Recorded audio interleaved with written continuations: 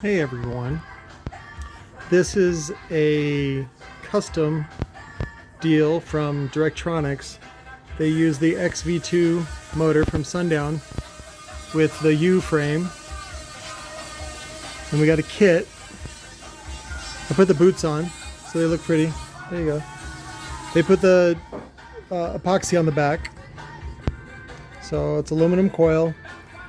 Fancy pantsy spider. So basically the shim is 1 millimeter.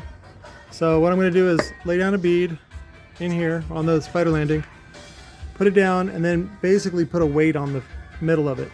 And then what I guess is convenient about this system is that I can go back and I just go along the edge right here, lift up and lay down a bead here, and then put the clamp thing on there and clamp it down. That's it. Then I let it sit overnight. I'll go back and put a bead on here just to encapsulate the whole spider, just to make sure it's good, because I mean I could put a clamp ring on there, but I'm like, meh, it didn't come with it, so I'm not gonna put it on there.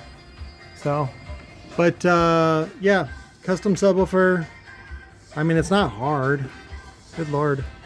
So you guys make too much of these things because you guys love sub. Oh, by the way, oh yeah, I was wrong. It is an V2, there is no V3. The reason I get confused is because there was actually an initial vendor which had chrome T-yoke and a shorting ring inside of it, which sucked because they came undone a lot because we got like 50 of them.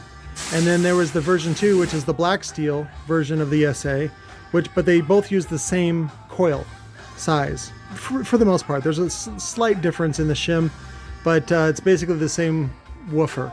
They call it a rev, as if whatever. So it wasn't a version, it was a rev. And I was like, whatever. So technically the one that I reviewed yesterday is the version 2, even though to me it's version 3. So, but anyways, love you guys.